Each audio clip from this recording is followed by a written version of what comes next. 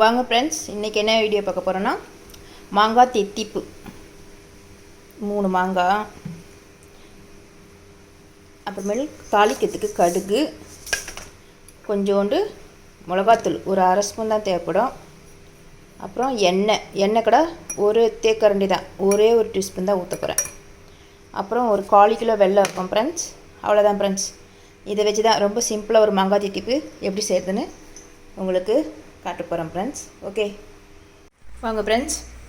மாங்காய் இந்த மாதிரி கொட்டை எடுத்துகிட்டு இந்த மாதிரி எப்படி வேணாலும் சீவி வச்சுக்கோங்க, தோல் சீவிட்டு. அப்புறம் 1 டம்ளர் தண்ணி ஊற்றி நம்ம இந்த வெல்லத்தை வந்து காய்ச்சி வடிகட்டி வச்சுக்கலாம் ஃப்ரெண்ட்ஸ். வடிகட்டி வச்சுக்கணும். அதுக்கப்புறமேல் தாளிக்க போகிறோம் நம்ம. Okay friends.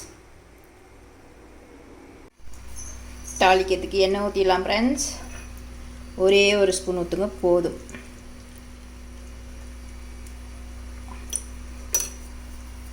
போதும்.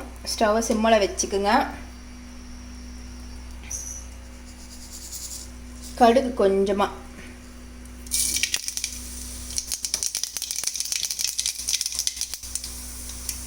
கடுகு வெடிச்சோன்னா நம்ம அரிஞ்சு வச்சுக்க மாங்காய்,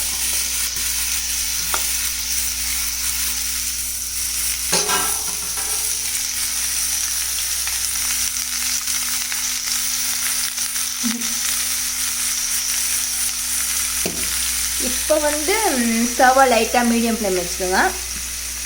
ஏன்னா அந்த கடுகு தீயாமல் இருக்கிறதுக்கு தான் வந்து சிம்மில் வச்சேன். ஓகே ஃப்ரெண்ட்ஸ், கிண்டி விடலாம்.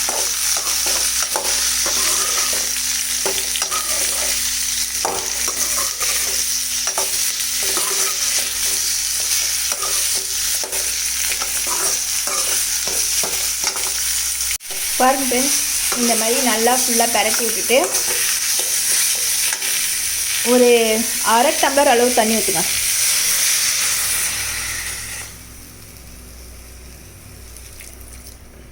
சரி, நான் இந்த டம்ளரால் 1 டம்ளர் ஊற்றிருக்கேன் ஃப்ரெண்ட்ஸ்.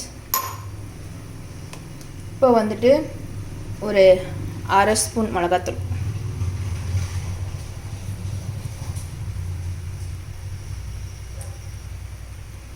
அரை ஸ்பூன் தான் ஃப்ரெண்ட்ஸ். அவ்வளோதான்.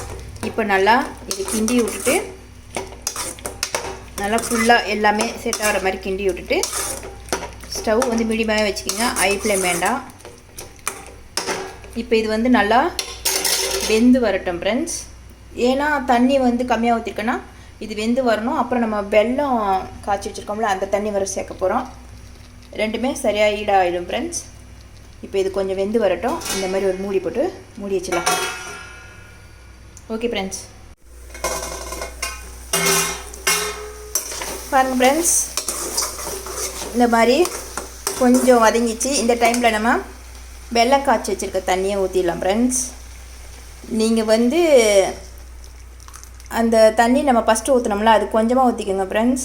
நான் தெரியாமல் கொஞ்சம் அதிகமாக ஊற்றிட்டேன்னு நினைக்கிறேன். ஓகே, இப்போ இது நல்லா வெந்து வரட்டும் ஃப்ரெண்ட்ஸ். சூப்பராகிடும். ரொம்ப சிம்பிளாக இருக்கும், ரொம்ப ஈஸி. இப்போ இது நல்லா கலந்து விட்டுடலாம். இது கொஞ்சம் வெந்து வந்தோடனே உங்களுக்கு காட்டுறேன் ஃப்ரெண்ட்ஸ். வாங்க ஃப்ரெண்ட்ஸ், எப்படி இருக்குன்னு பார்க்கலாம். சூப்பராக வெந்துடுச்சு.